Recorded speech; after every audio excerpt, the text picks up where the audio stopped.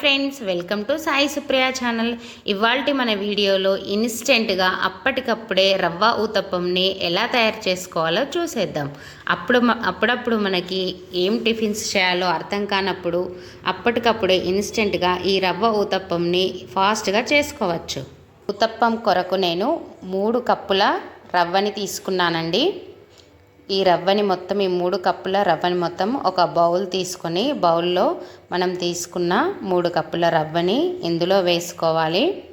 3 కప్పుల రవ్వకి 1 కప్పు పెరుగు కలుపుకోవాలండి. ఇందులో ఈ రవ్వ మొత్తాన్ని మనం జల్లెడలో వేసి జల్లించి తీసుకోవాలండి.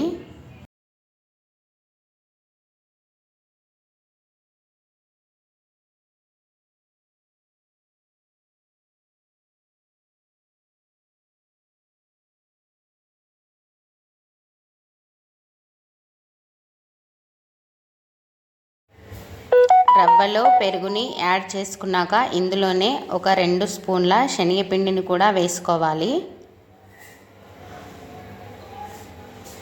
ఇందులోనే మనం ఒక 2 స్పూన్ల బియ్యపు పిండిని కూడా కలుపుకోవాలి. దీంట్లోనే తగినంత సాల్ట్ని కూడా యాడ్ చేసుకోవాలండి.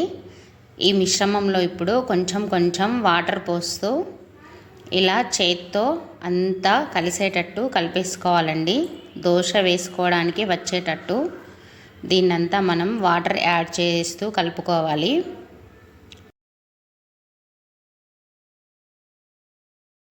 దీన్ని మనం మరీ పలుచగా కూడా చేయొద్దండి. వీడియోలో చూపిస్తున్న విధంగా పిండిని అయితే మనం ఈ కంటెన్సీలో రెడీ చేసి పెట్టుకోవాలి. దీన్ని ఇప్పుడు మనం మూత పెట్టేసి ఒక ½ అన్ అవర్ వరకు పక్కకు పెట్టేసుకోవాలి.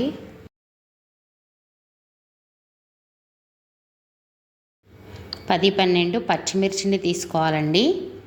ఒక 5-6 మీడియం సైజు ఉల్లిపాయల్ని తీసుకోవాలి. ఒక క్యారెట్ని బాగా పొట్టు తీసి కడిగి తీసుకోవాలి. క్యారెట్ని అంతా మనం వీడియోలో చూపించిన విధంగా తురిమి రెడీగా పెట్టుకోవాలి. ఉల్లిపాయల్ని కూడా సన్నగా కట్ చేసి ఉంచుకోవాలి. మనం తీసుకున్న పచ్చిమిర్చిని కూడా సన్నగా కట్ చేసి పెట్టుకోవాలి.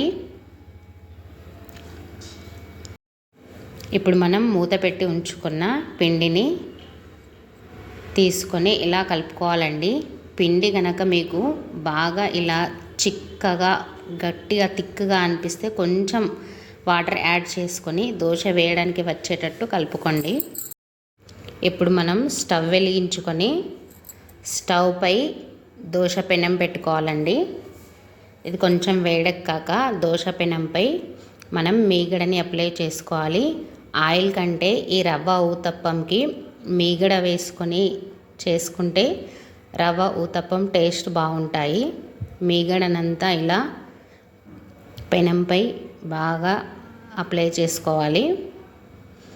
ఇలా మీగడనంతా అప్లై చేసుకున్నాక మనం కలిపి పెట్టుకున్న రవ్వ ఊతప్పం పిండిని ఇలా వేసుకోవాలండి. మెల్లిగా ఇలా పిండినంతా స్ప్రెడ్ చేసుకోవాలి పెనంపై.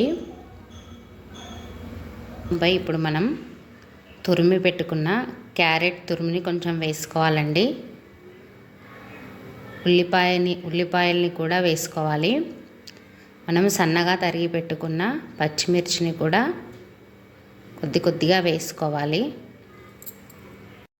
దీనిపై కొంచెం ఇలా మీగడని వేసుకొని ఊతప్పానికి అంతటికి ఇలా అప్లై చేసుకోవాలండి. ఊతప్పం కొంచెం ఫ్రై అయ్యాక మనం రెండో వైపుకి తిప్పుకోవాలి.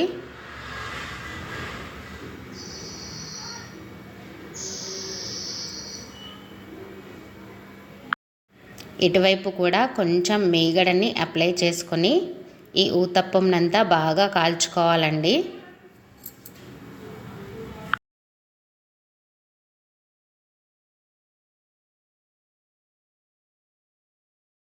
ఈ వీడియో కనుక మీకు నచ్చినట్టయితే లైక్ చేయండి, మీ ఫ్రెండ్స్కి రిలేటివ్స్కి షేర్ చేయండి, మరియు పక్కనే ఉన్న బెల్ బటన్ని నొక్కి నా ఛానల్ని సబ్స్క్రైబ్ చేసుకోండి.